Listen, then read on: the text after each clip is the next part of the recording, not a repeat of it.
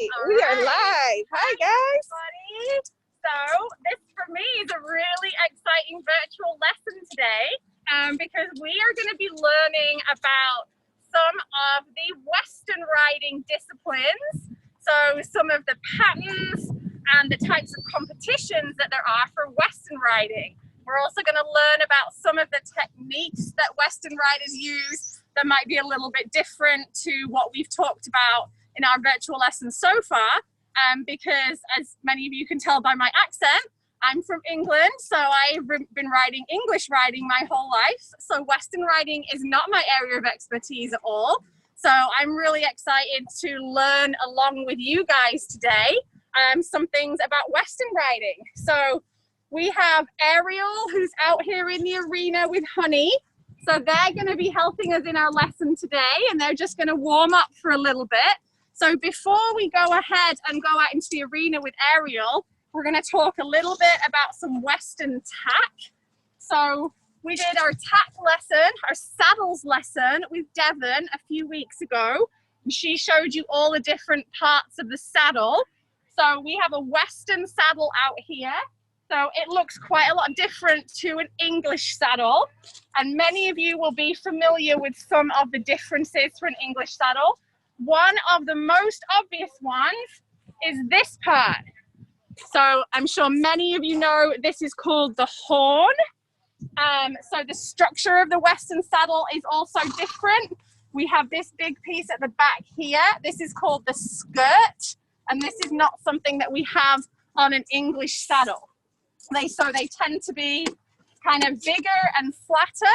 And that's to do with the type of activity that they're designed to use. They're designed for purpose. And obviously these types of saddles are also designed for working horses, horses that are ranching, roping.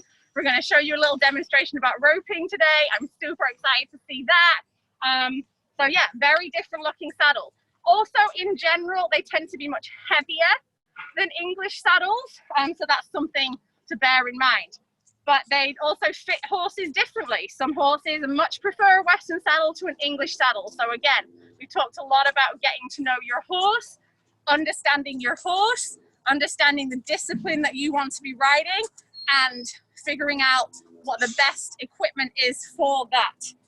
So another thing that's quite different about Western tack, on an English saddle, the belt that goes around under the horse's tummy to hold the saddle in place is called the girth. In Western riding, it is called the cinch. So this is a cinch, and one of the easiest ways to tell the difference is that a cinch has one big buckle like this, and a girth would have 2 or 3 small buckles here. So if you're ever in the tack barn and you see under one of our horses' names 2 girths, one has a big round buckle, one has 2 little buckles, that's one of the quickest ways you can tell which one is the Western cinch and which one is the English girth. The last thing I wanted to show you before we get to go and do all the fun stuff with Ariel is this is a Western saddle tack. So it's longer, it's bigger, and it's thicker. These come in all different types of materials. Sometimes you get kind of like woolen woven ones that are beautiful in really beautiful colors. So yeah, they're much longer than a pad that goes under a an English saddle. So yeah, this is another thing which you can see that is different about Western tack. Okay, let's go and talk to somebody who knows a lot more about this than me. So let's go join Ariel in the arena. Hi guys. So for those of you who don't know Ariel works on our equine team. So that's the team that is responsible for keeping all of our horses fit and happy and healthy.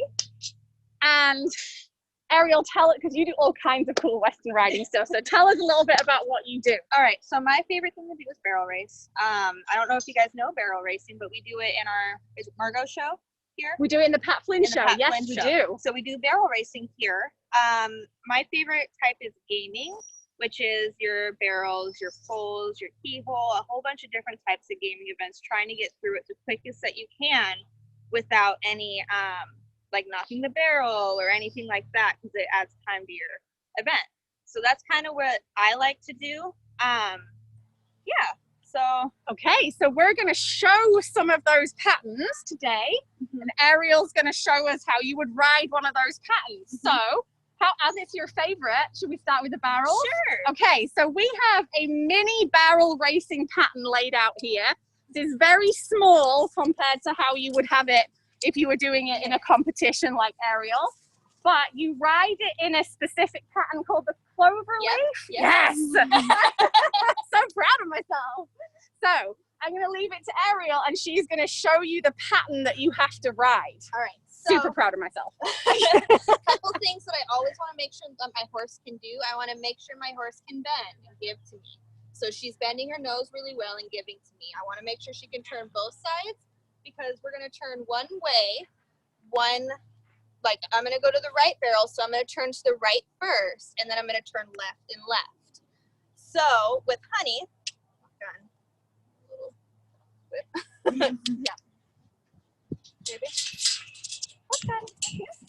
So one big thing that I want to make sure is her bending around my leg. I keep leg pressure on, and I ask her to turn. I'm going to do a circle around, because I want her to keep that nice circle around that barrel. And then I want to do it the other way too. So keep that nice pressure.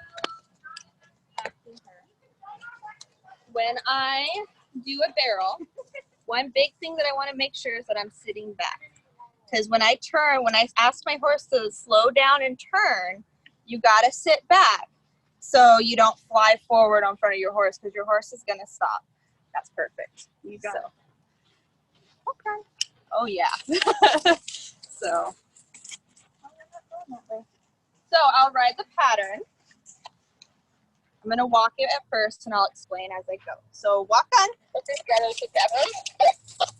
I'm going to look at my barrel. I have my arm ready to turn. I'm asking her to bend around me. I'm going to pick her up, look, and turn to the next barrel. Same thing. I'm going to ask her to bend for me. There we go. I'm going to sit back, look to the next barrel.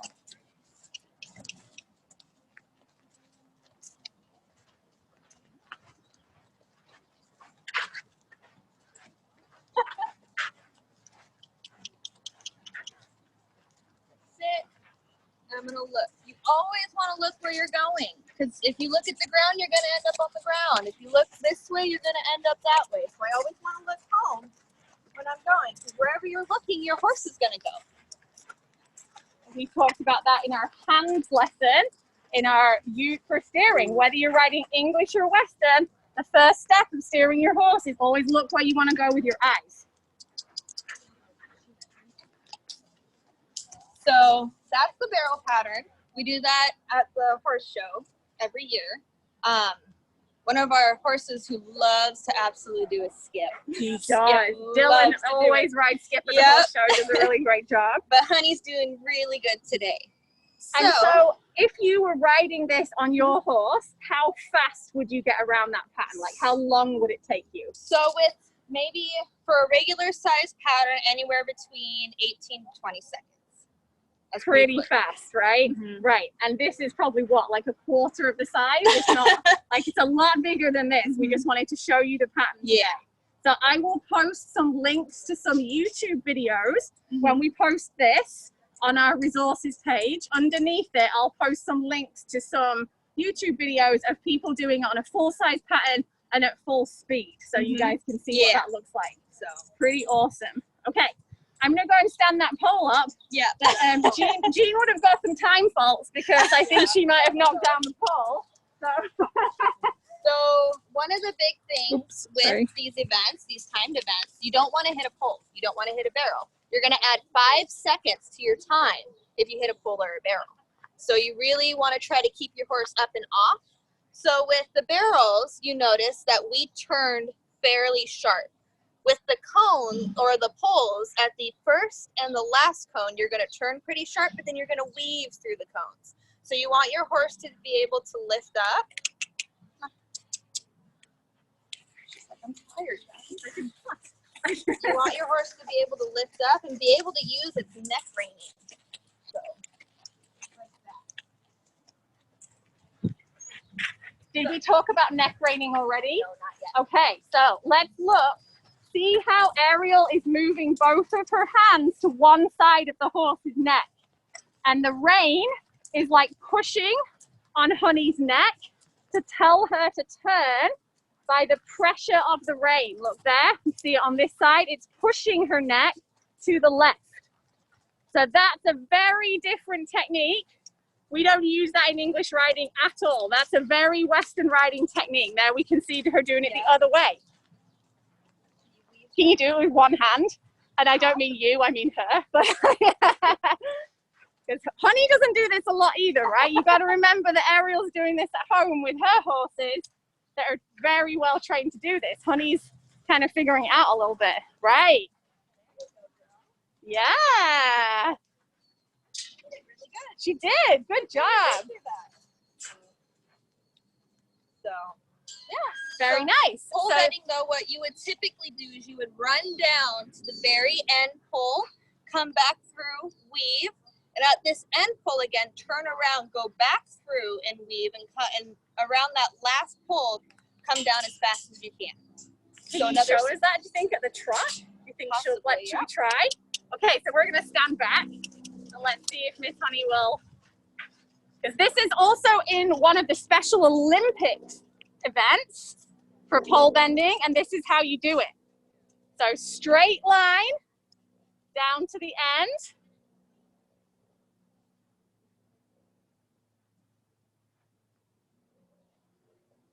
And now she's going to make her turn. And now she's going to weave back. See how she's moving her hands across the neck. See how far her hands are forward so she's not pulling on her horse. Now her eyes go up. See, look at Ariel's body there. So her eyes turn, but her body stays centered over her horse. Now she's going to turn and come back in a straight line. So her eyes are already on the finishing line, right? And now eyes are up. Straight line to the finish.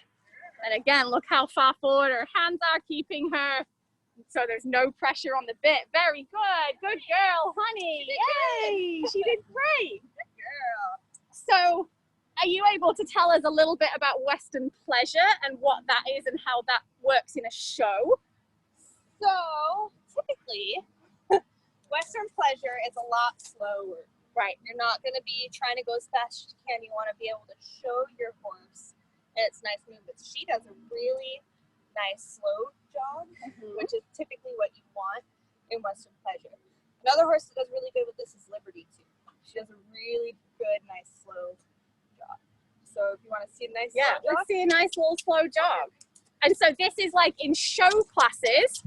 So like at the Pat Flynn, when you do your equitation classes, where you all go around the rail together, that's when you would do Western pleasure.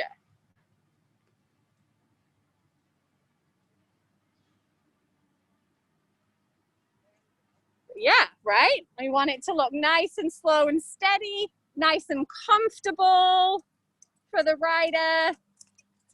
There we go.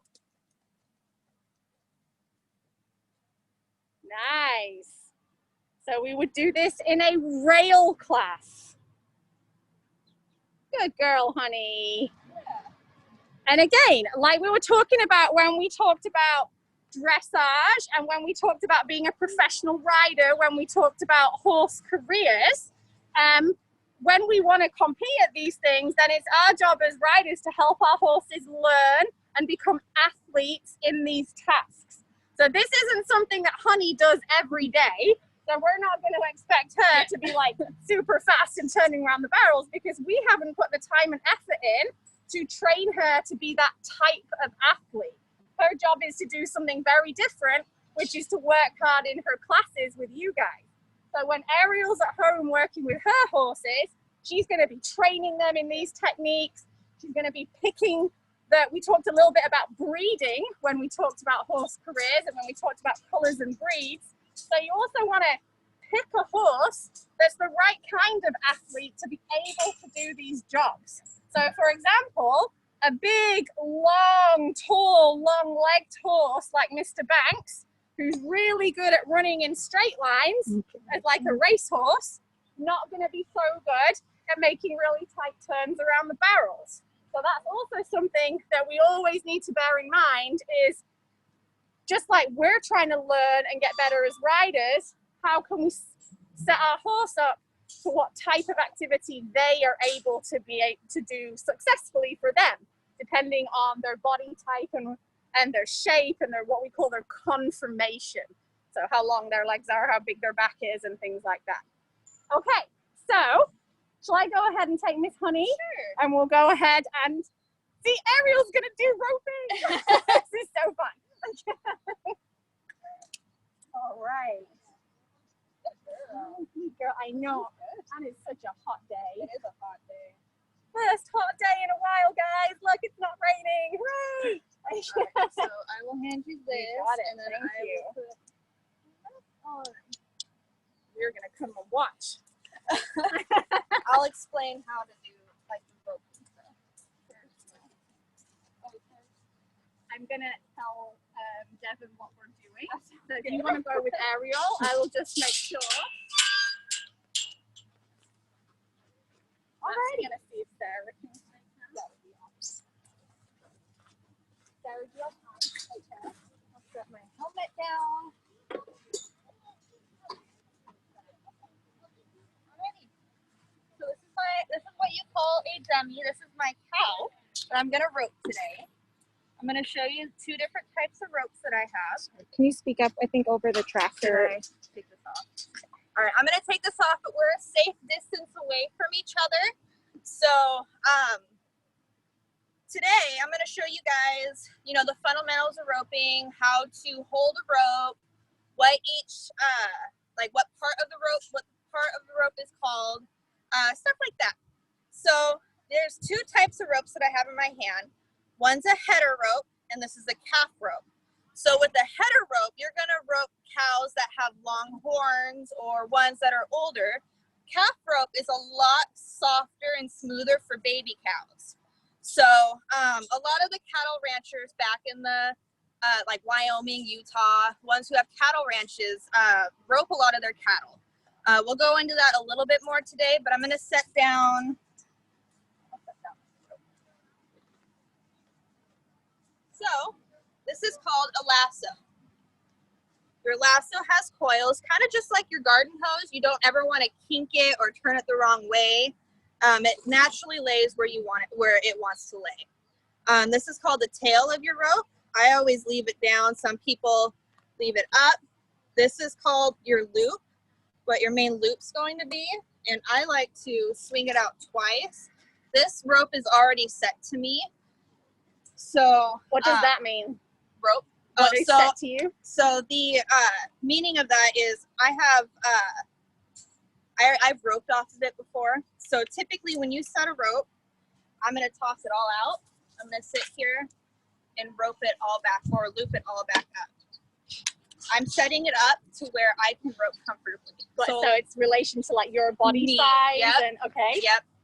So I like to have it a pretty big loop because I'm not that great of a catch yet. So much easier. And I like to have about 3 coils in my hand at all times. And you want about the same length of where you're going to throw it at. So this is called what's in between. So this is your Honda.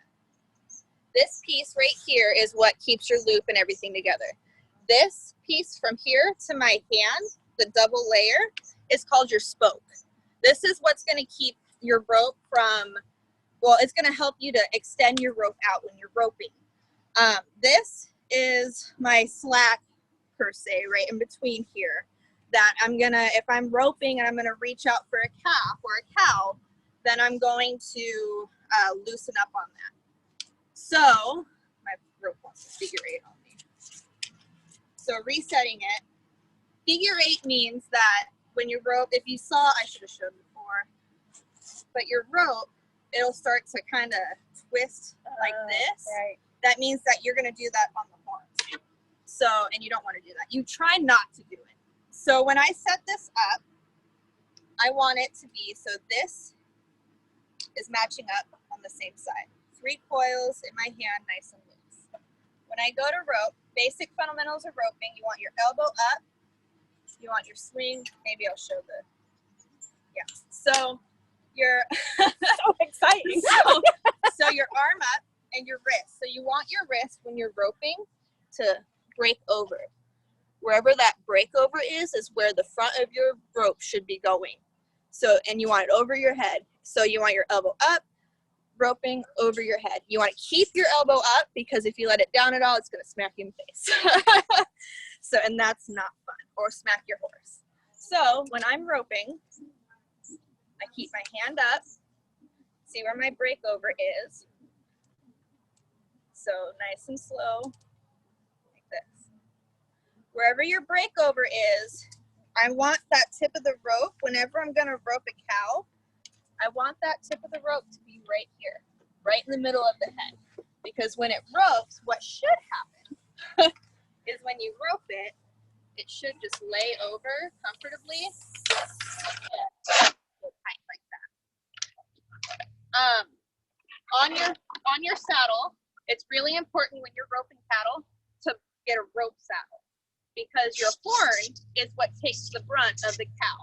So if you're team roping or if you're out on the range, you always want to have a more solid of a tree, because your saddle takes the brunt of it and your horse takes the brunt of it. And if you're using a barrel saddle, those horns are ready for it, so they'll break the horn right off.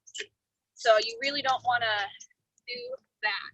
Is that also when you have the back strap at the back of the saddle? So you do have a back cinch, or I guess back cinch at the back of your saddle just to help so your saddle doesn't fly forward. So you always have a back cinch on. When you get your cow, say I rope the cow, I got the cow, rope, oh, I really got the cow. When you get your cow on your horn, you're gonna do what's called dallying. So this is your horn. You want to dally up, thumb up. So this is really awkward. But you want to dally because this is gonna take the brunt. So this is the horn. This is gonna take the brunt of that cow moving. You want to keep your thumb up because if you get your thumb caught in that, it can really hurt. So when you rope them, you pull back and you dally. So that's pretty much the basic fundamentals of roping for steer. Now for little cattle, so one of the main, do we know? Or it's all muted, huh?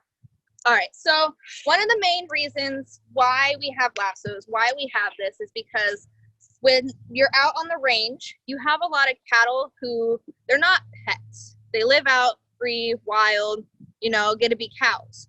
So once or twice a year, the cattlemen go out and use their lassos to rope the cattle, to doctor them or give them shots or whatever they might need. So that's the main reason why this lasso is what is also called your longer hand. So this is going to reach out and get those cattle for you so you can doctor them at a safe distance. So that's the main. And then they came up with a couple different rodeo events, like at the NFR, the National Finals Rodeo, they have team roping where there's 2 people roping. One person's the header, one person heels, and they get the feet of the cow. That I don't know. And then they have calf roping where they use that type of rope, a much softer rope, to get the calf when they're trying to run out as fast as they can. And then they have breakaway roping, where it's the female version of roping. They go out, they rope the calf as quick as they can, and the rope breaks off of their horn. So it's just to see how quick they can get it. Okay. So yeah. So basically, let me see if I can make this. I don't think I can. But when I am roping, see the middle of the rope is right in between the horn. When I go to throw it, I want to throw it, finish it, and pull it back. So Harvey doesn't see roping very much either, so he's pretty interested in what we're doing over here. Good boy, Harvey and Devin. I know, right? So, the final thing, just like with your with everything you do, you want to follow through with everything. So when I follow through, I'm gonna lay exactly where I want it to go. Because if I let go out here, it's gonna go way over here. If I go over here, it's gonna overshoot it. I want to throw it to exactly where I'm gonna go. Follow along with this on horseback is a lot easier, but follow along with this and put you're up higher. Right. So yeah. And also, do you train? So you train your horse to then back off a little bit, or to stay still, so that they're keeping the tension on the rope, so then you can safely dismount and do whatever you need to do with the cow, right? Absolutely. Yeah. Yep. Okay. So again, it's all about training, guys. It's all about spending that time with your horses. They need to understand what is a partnership. You're riding your horse as a partner in achieving something which we need to do in real life for looking after these cows. So again, just like we talked about when we've talked about jumping and dressage, all of these things are about helping your horse become a strong athlete and being a partner with you for whatever goal it is that you want to achieve. So that was great. Ariel, thank you so much. I love that. That's so great. Now if I go to rodeo, I know what I'm looking at as well. So instead of just being like, yeah, people are going fast. All right, guys, let's go ahead and open it up for questions.